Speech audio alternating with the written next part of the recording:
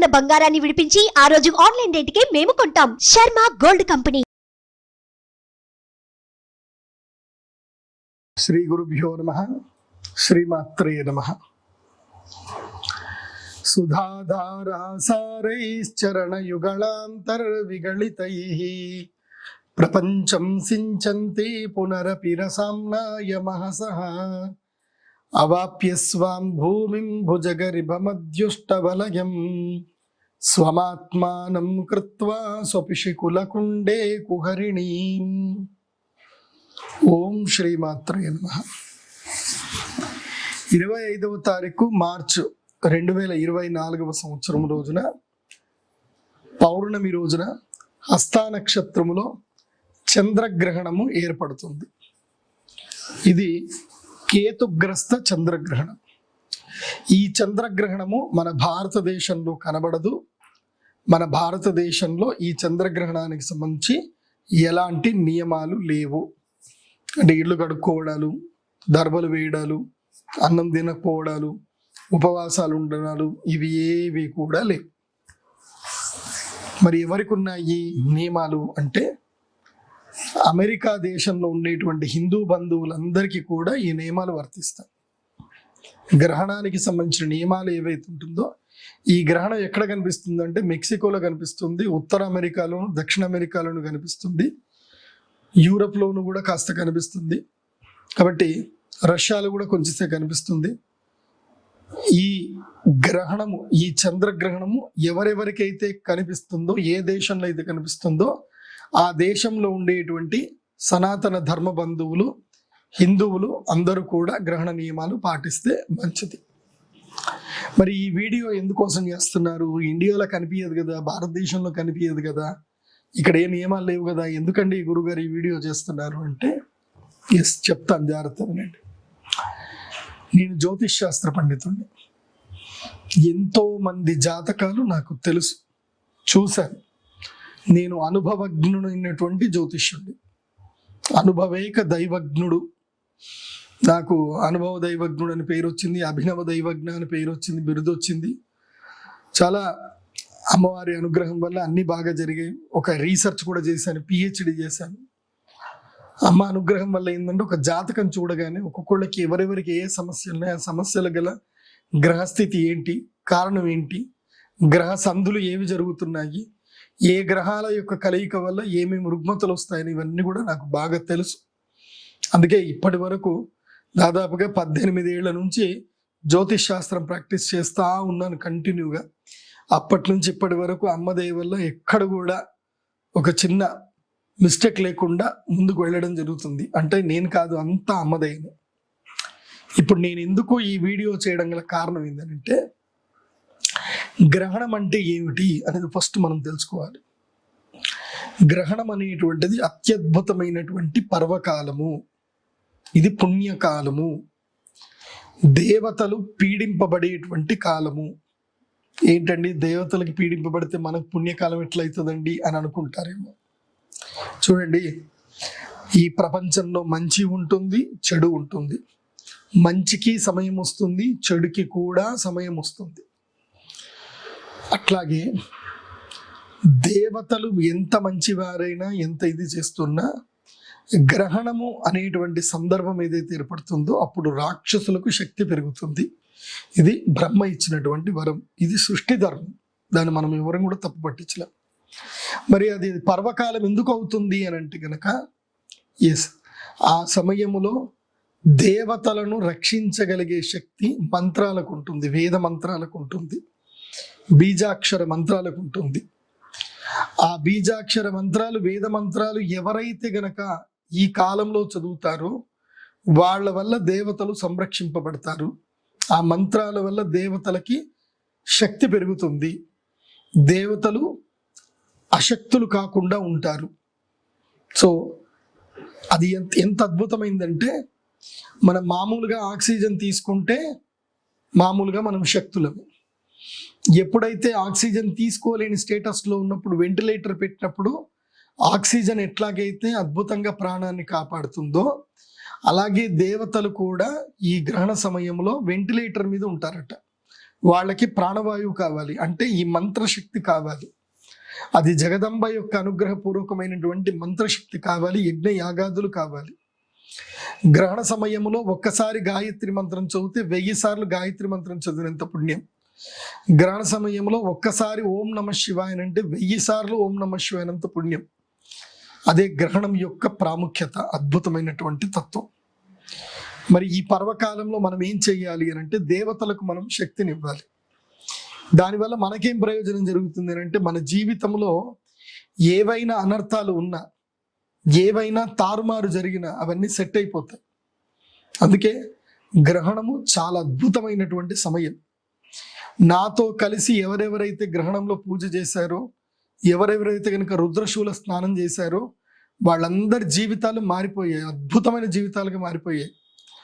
ఇప్పుడు మళ్ళీ ఆ అవకాశం అందరికీ లభిస్తుంది. మళ్ళీ గ్రహణం రాదు. ఇప్పుడు ఏదైతే గనక కేతుగ్రస్త చంద్రగ్రహణం ఏదైతే ఈ హస్తా నక్షత్రంలో జరుగుతుందో ఇది 380 ఏళ్లకు ఒకసారి వచ్చినటువంటి దివ్య ముహూర్తం. ఇది ఇలాంటి దివ్య ముహూర్తం మళ్ళీ రాదు, గుర్తుపెట్టుకోండి. మరి ఏం చెయ్యాలి ఈ దివ్య ముహూర్తంలో అంటే ఈ 25వ తారీఖు మార్చి 2024 రోజున మా శ్రీచక్రపురం అమ్మవారి దేవస్థానానికి అందరూ కూడా రావాలి.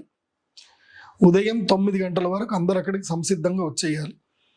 9 నుంచి 9 గంటల లోపల అందరూ టికెట్లు తీసుకోవడం అని తీసుకోవడం రెడీ అయిపోవాలి. 10 గంటల 50 నిమిషాల నుంచి 10 గంటల 5 నిమిషాలు అనుకుంటాను, 10:05 నుంచి 10 గంటల నుంచి కార్యక్రమాలు ప్రారంభమవుతాయి. జపదీక్షలు ఇవ్వడం జరుగుతుంది, యజ్ఞ దీక్షలు ఇవ్వడం జరుగుతుంది. ఎవరెవరికి ఏదేది అవసరమో అది వాళ్ళకి చేయించడం జరుగుతుంది. ఏది జపదీక్షలు, యజ్ఞ దీక్షలు అన్నీ చేయించాలి. సో ఇది చాలా కీలకమైనటువంటి సమయం. ఈ 10 గంటల నుంచి దాదాపుగా 3 గంటల వరకు 4 గంటల 50 నిమిషాల పర్యంతము ఆద్యంత పుణ్యకాలం ఉంటుంది. మరి ఇది మన కంటికి కనబడదు కదా అని అంటే ఎస్, ఈ భూప్రపంచము లోపల ఒక ప్రాంతంలో గ్రహణం జరుగుతున్నంత మాత్రాన ఇంకో ప్రాంతంలో ఆ గ్రహణానికి సంబంధించిన పర్వకాల యొక్క శక్తి రాకుండా పోదు. తప్పకుండా పర్వకాలం యొక్క శక్తి మనకి వర్తిస్తుంది. అంటే మనం ఇది గెయిన్ చేసుకోవాల్సిన టైం. మనకిప్పుడు మైల ఉండదు, గ్రహణ మైల ఉండదు. కానీ నేను చదివినటువంటి శాస్త్ర ప్రకారము గ్రహణ సమయములో అంటే ఆ గ్రహణం ఎక్కడ జరిగినా సరే ఆ గ్రహణ సమయంలో ఎవరు పుట్టినా వాళ్ళకి గ్రహణ వేదం ఉంటుంది.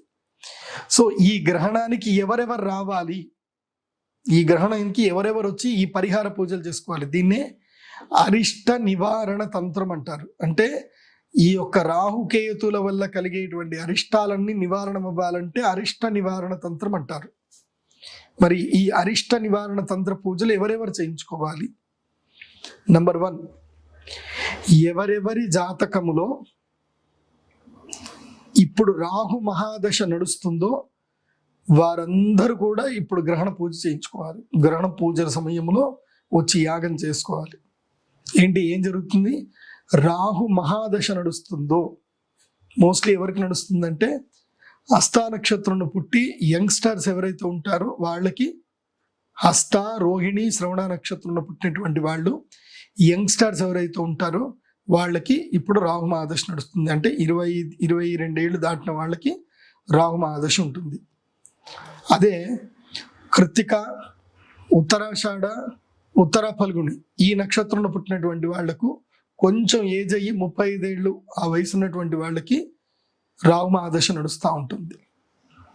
అదే మృగశిర, చిత్త, ధనిష్ట నక్షత్రంలో పుట్టినటువంటి వాళ్లకు టీనేజ్లో ఉంటారు. 16 ఏళ్ల సమయంలోనే వీళ్ళకి రాహు మహాదశ వస్తుంది. ఇనశేష కుజాహి 16 ఏళ్ళు కూడా కాదు, చిన్నప్పుడే 7 ఏళ్ల నుంచి 25 ఏళ్ళ వాళ్ళకి వీళ్ళకి రాహు మహాదశ ఉంటుంది.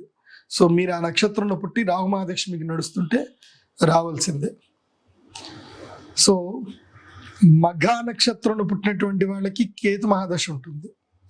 సో జీవితంలో రాహు మహాదశ ఎవరికి నడుస్తున్నా వారు వచ్చి కూర్చోవాలి. అలాగే కేతు మహాదశ ఎవరికి నడుస్తున్నా వారు రావాలి. అంటే రాహుదశ, కేతు దశ ఈ 2 దశలు నడుస్తున్న వాళ్ళు ఎవరైనా సరే ఈ గ్రహణ పూజకు వచ్చి కూర్చోవాలి. తర్వాత ఏ రాశుల వారికి ఈ గ్రహణం అరిష్టం వాళ్ళు ఎవరు వచ్చి కూర్చోవాలి? కన్యా రాశి, తులారాశి, కుంభరాశి, మిథున రాశి ఈ 4 రాశుల వారికి ఈ గ్రహణము అరిష్టము, గుర్తుపెట్టుకోండి. ఇవన్నీ మీకు స్క్రోలింగ్లో వస్తూ ఉంటాయి, మళ్ళీ మీరు చదువుకుంటే బాగుంటుంది. అలాగే మీకు బ్రౌచర్ కూడా ఉంటుంది. ఇదే వీడియోలో కింద డిస్క్రిప్షన్లో లింక్లో పీడిఎఫ్ లింక్ ఉంటుంది. ఆ లింక్ క్లిక్ చేస్తే మీకు బ్రౌచర్, డీటెయిల్డ్ బ్రౌచర్ ఉంటుంది, ఎవరెవరు రావాలి అని చెప్పేసి అని చూసుకోండి. అట్లాగే ఇప్పుడు రాశులు చెప్పాను కదా, నెక్స్ట్ ఎలాంటి జాతకం వారు ఈ గ్రహణ పూజలు చేయించుకోవాలి. ఎవరెవరైతే గనక గ్రహణం సమయంలో పుట్టారో వాళ్ళు కూడా, అంటే ఇప్పుడు మీ తల్లి గర్భంలో ఉన్నారు, 9వ నెల గర్భము, 6వ నెల గర్భం నుంచి 9వ నెల గర్భంలో ఉన్నారు, అట్టి సమయంలో గ్రహణం ఏర్పడింది. ఆ గ్రహణ వేద మీ మీద పడ్డది, ఆ తర్వాత మీరు పుట్టారు. దానివల్ల ఏం జరుగుతుంది తెలుసా? జీవితంలో జ్ఞాపక శక్తి లేకపోవడం, డబ్బులు రాకపోవడం, ఎప్పుడు అప్పుల పాలవ్వడము, దీన స్థితిలో ఉండడము, అనారోగ్య పాలవ్వడము, ముఖ్యంగా కళ్ళు సరిగ్గా కనబడకపోవడము, మెదడు సరిగ్గా పనిచేయకపోవడము, నరాల రోగము, చర్మ రోగము, ఇవన్నీ కూడా గ్రహణ వేదానికి సంబంధించిన సూచనలు. ఈ గ్రహణ వేద సూచనలు ఉన్నాయి అని అంటే మీరు తప్పకుండా వచ్చి ఈ గ్రహణ సమయంలో ఒక యాగం ఉంటుంది, అదే అరిష్ట నివారణ తంత్ర యాగంలో కూర్చొని చేయించుకోండి. ఇంకెవరు రావాలి? జాతకములో చంద్రుడు మరియు రాహువు కలిసి ఉన్నట్లయినా, చంద్రుడు కేతువు కలిసి ఉన్నట్లయినా చంద్రగ్రహణంలో వచ్చి పూజ చేసుకోవాలి. ఒకవేళ రాహువు రవి కలిసి ఉన్నారు, సూర్యుడు రాహువు కలిసి ఉన్నారు, సూర్యుడు కేతువు కలిసి ఉన్నారు, అప్పుడేం చేయాలి? సూర్యగ్రహణంలో వచ్చి పూజ చేసుకోవాలి. ఒకటి గుర్తుపెట్టుకోండి, జాతకంలో చంద్రుడు రాహుతో కలిసి ఉన్నాడు అంటే కంపల్సరీ సూర్యుడు కేతువుతో కలిసి ఉంటాడు. అంటే మీరు చంద్రగ్రహణము పూజ చేయించుకోవాలి, సూర్యగ్రహణంలోనూ రావాలి. ఎందుకోసం అంటే సూర్యుడు చంద్రుడు ఇద్దరు కూడా ఇద్దరిని మింగుతారు రాహుకేతువులు. కేతువు సూర్యుడిని మింగితే ఇప్పుడు గ్రహణం జరుగుతుంది. ఇప్పుడు కుండలి మీరు చూడండి, 25వ తారీఖు కుండలి చూడండి. కన్యా రాశిలో కేతువు ఉంటే మీన రాశిలో రాహు ఉంటాడు. మీన రాశిలో రాహుతో పాటు సూర్యుడు కూడా ఉంటాడు, కన్యా రాశిలో కేతువుతో పాటు చంద్రుడు ఉంటాడు. సో గ్రహణం ఏర్పడిందంటే రాహు కేతువు ఇద్దరు ఏం చేస్తారు అంటే సూర్యుడిని చంద్రుడిని మింగుతారు, ఇద్దరులో ఎవరో ఒకరు. సో ఒకటి గ్రహణం కనిపిస్తుంది, ఇంకొకటి కనబడదు.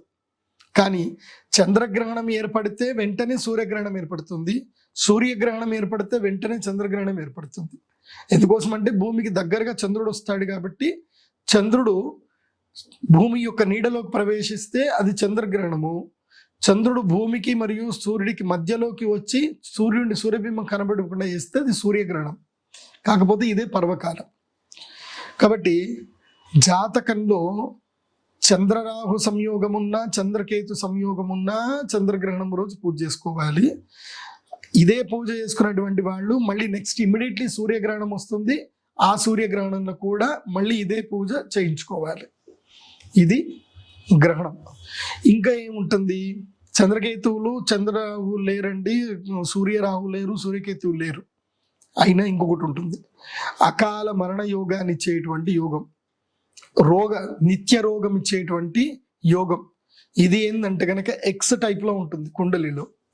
అది ఏమిటి అంటే ద్వితీయ అష్టమ స్థానంలో, అంటే లగ్నాత్తు ద్వితీయంలో కానీ అష్టమంలో కానీ రాహుకేతువులు ఉన్నా, అదే లగ్నాత్తు ద్వాదశంలో 6వ స్థానంలో రాహుకేతువులు ఉన్నా, లగ్నములోను సప్తములోను రాహుకేతువులు ఉన్నా, ఈ యొక్క మూడు కూడా దోషపూరితమే. ఎందుకోసం అంటే ద్వాదశంలో రాహుకేతువులు ఉన్నా, షష్టాష్టమంలో రాహుకేతువులు ఉంటే రోగాల పాలన చేస్తారు, అప్పుల బారి చేస్తారు.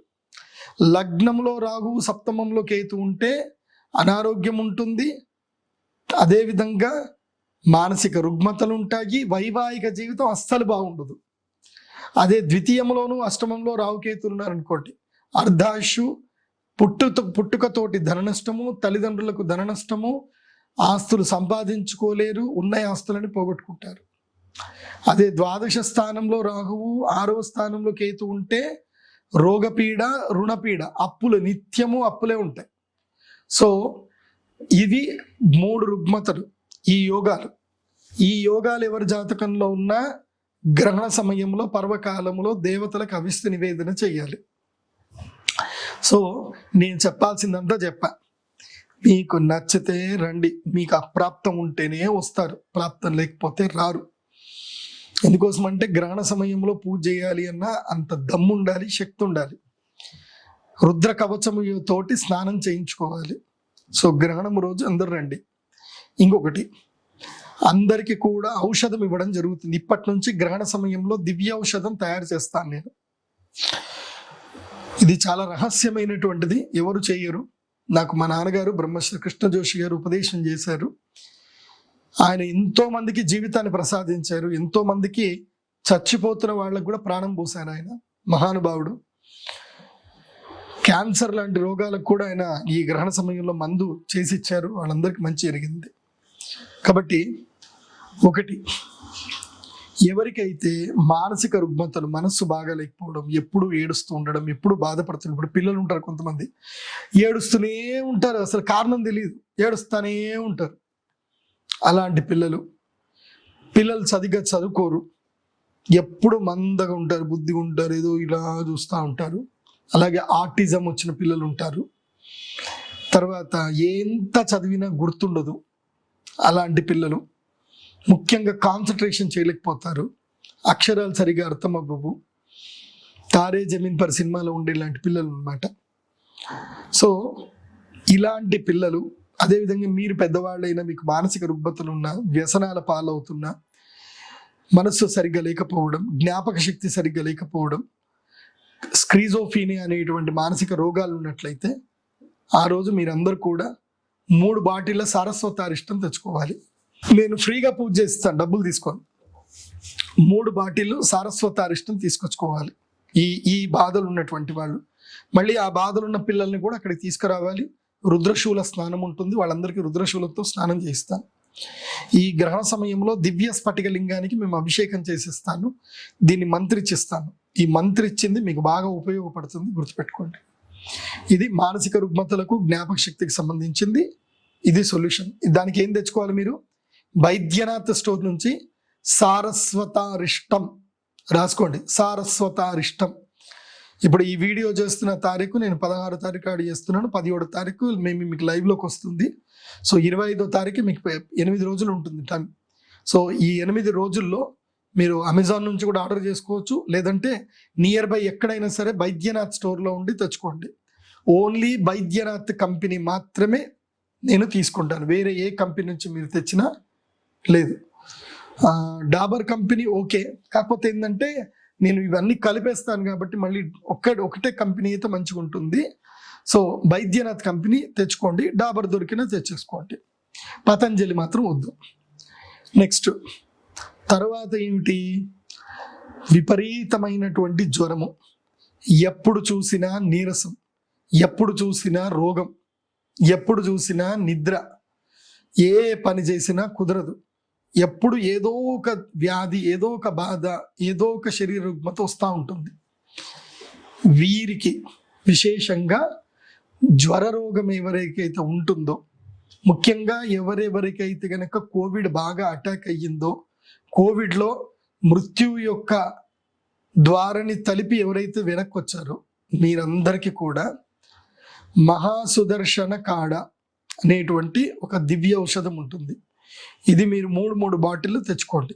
ఎవరైనా సరే, ముఖ్యంగా లంగ్స్లో ప్రాబ్లం ఉండడం, ఊపిరితిత్తులకు సంబంధించిన సమస్యలు ఉన్నటువంటి వాళ్ళు, డైజెషన్ సమస్యలు ఉన్నటువంటి వాళ్ళు, మీరు ఈ యొక్క దివ్యమైనటువంటి మందును తెచ్చుకోండి. ఆ రోజు అభిమంత్రణం చేసిస్తాను. అదేమిటి? మహాసుదర్శన కాడ, ఇది తెచ్చుకోండి. ఇక 3వది, కార్డియాక్ ప్రాబ్లమ్స్ ఉన్నాయి అందరికీ ఈ మధ్య. హార్ట్ అటాక్లు, కొంతమందికి అనువంశికంగా హార్ట్ అటాక్ వస్తుంది. కుటుంబంలో ఎవరైనా సరే 50 నుంచి 60 సంవత్సరాల వరకే బతుకుతారు. ఆ టైంలో ఎప్పుడో ఒకసారి వాళ్ళు హార్ట్ అటాక్ చనిపోతారు. ఇలా ఫ్యామిలీ హిస్టరీ ఉంటుంది. హార్ట్ ఇష్యూస్ ఉన్నాయి, మీరు అర్జునారిష్టం అనేటువంటి మెడిసిన్ని తెచ్చుకోండి. 3 బాటిళ్ళు తెచ్చుకోవాలి, అభిషేకం చేసిస్తాను. ఇక సంతానము లేనటువంటి వారు ఉన్నారు, ఎంత ప్రయత్నం చేసినా పిల్లలు పుట్టరు. డాక్టర్ దగ్గరికి పోతేనేమో అన్ని మంచిగానే ఉన్నాయండి, ఎగ్స్ బాగుంది, ఓవరీస్ బాగున్నాయి, స్పమ్ కౌంట్ బాగుంది, అన్ని బాగున్నాయి, సంతానం అవ్వట్లేదు. సంతానం కానటువంటి దంపతులు అశ్వగంధారిష్ట అశ్వగంధ లేఖ్యము ఇవి తెచ్చుకోండి. నా దగ్గర ఒక ప్రత్యేకమైన టాబ్లెట్స్ ఉంటాయి, అవి కూడా నేను ఇస్తాను. కాకపోతే అవి చార్జబుల్, అవి మీకు అక్కడనే చెప్తాను ఎంత ఛార్జ్ ఉంటాయో. సో 3 అశ్వగంధారిష్టం అనేటువంటి టానిక్, అలాగే అశ్వగంధ లేఖ్యం అనేటువంటి 1 కిలో డబ్బా. అది లేఖ్యం అంటే అది లైక్ ఉంటుంది, మంచిగా తినేటట్టుగా ఉంటుంది అనమాట లేఖ్యం. సో ఆ జామ్లా ఉంటుంది. సో అశ్వగంధ లేఖ్యం తెచ్చుకోండి. ఇవి మీకు ఎక్కడైనా ఏదైనా మంచిదే. డాబర్ కంపెనీ తెచ్చుకుంటే బాగుంటుంది, వైద్యనాథ్లో కూడా దొరుకుతుంది అశ్వగంధ లేఖ్యం, తెచ్చుకుంటే మంచిది. సో ఇవి మీరు తెచ్చుకోండి.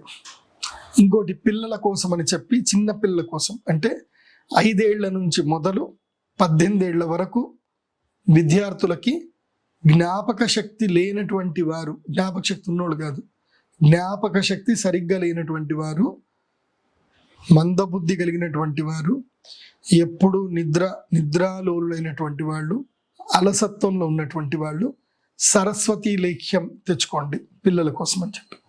1 కిలో డబ్బా సరిపోతుంది. మీకు చింతలూరు ఆయుర్వేదిక్ ఫార్మసీలో దొరుకుతుంది సరస్వతి లేఖ్యం, చాలా బాగుంటుంది. వాళ్ళు బ్రాహ్మీ లేఖ్యం అని కూడా అంటారు, అది తెచ్చుకోండి. గ్రహణము రోజు ఇది పర్వకాలము.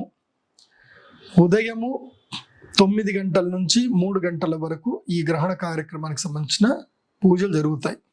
నేను అందరికీ ఆ రోజు దర్శనం ఇస్తాను, అవైలబుల్ ఉంటాను. అందరూ మీ కార్ల లోపలనే రావాలి. 3:30 తర్వాత బాసరకి అందరు కూడా కలిసి వెళ్ళడం జరుగుతుంది. అమ్మవారి గుడి నుంచి బాసరకు వెళ్ళి అక్కడ అందరికి కూడా గంగా నదిలో స్నానము, రుద్రశూల స్నానం చేయించడం జరుగుతుంది. సో ఈ సమస్యలు ఎవరికైతే ఉన్నాయో వీళ్ళందరూ చంద్రగ్రహణం రోజు ఎట్లాగైతే వస్తారో సూర్యగ్రహణం రోజు కూడా రావాలి. సూర్యగ్రహణం ఎప్పుడుంది? ఏప్రిల్ 8వ తారీఖు సూర్యగ్రహణం ఉంది. ఇది కూడా అమెరికాలోనే కనిపిస్తుంది, భారతదేశంలో కనిపించదు. భారతదేశంలో దీనికి నియమాలు లేవు, కానీ పర్వకాలం కాబట్టి ఆ పర్వకాలంలో పూజలు చేయిస్తాం. కాబట్టి ఇప్పుడు ఏదైతే ఈ గ్రహణానికి వస్తున్నారో ఒకే టికెట్కి 2 సార్లు పూజలు ఉంటాయి, గుర్తుపెట్టుకోండి. ఒకేసారి టికెట్ 2 సార్లు పూజలు ఉంటాయి, మీరు రావాల్సిందే. మళ్ళీ 2వసారి కూడా యంత్రం తెచ్చుకోవాల్సింది. ఎవరెవరికి యంత్రం ఇస్తాం వాళ్ళు 2వసారి యంత్రం తెచ్చుకోవాల్సింది.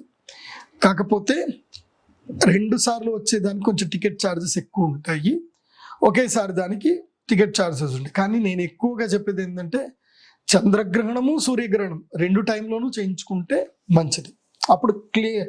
ఎందుకోసం అంటే చెప్పాను కదా, చంద్రకేతు చంద్రరావు, రవికేతు రవిరావు, ఏదో ఒక సంయోగం పక్కా ఉంటుంది. సో ఈ సంయోగ వియోగముతో గ్రహణ వేదతో ఎవరు పుట్టినా, గ్రహణ బాధ ఎవరికి ఉన్నా వాళ్ళు వచ్చి తప్పకుండా పూజలు చేయించుకోండి. ఇక ఈ గ్రహణము అమెరికాలో ఉండేటువంటి వాళ్ళకి కనిపిస్తుంది కాబట్టి అమెరికాలో ఉండేటువంటి తెలుగువారు, హిందువులు ఎవరైనా సరే, ఏమండి ఈ గ్రహణ సమయంలో మాకు పూజ చేయించండి, మాది కన్యా రాశి, మిథున రాశి, తులారాశి, అదేవిధంగా కుంభరాశి, ఈ 4 రాశుల వాళ్ళకి ఇది అరిష్టము, మంచిది కాదు. కాబట్టి ఈ 4 రాశుల వారు ఎవరైనా ఉంటే మీరు ఆన్లైన్లో కూడా పూజలు చేయించుకోవచ్చు. ఇక్కడ నేను మంత్రం చదువుతాను, అక్కడ గ్రహణం జరుగుతూ ఉంటుంది, గ్రహణ దర్శనం చేసుకుంటూ ఉండండి. మేము ఇక్కడ నుంచి మీకు మీ గోత్రనామా చదివి మేము ఇక్కడ యజ్ఞం చేస్తాం.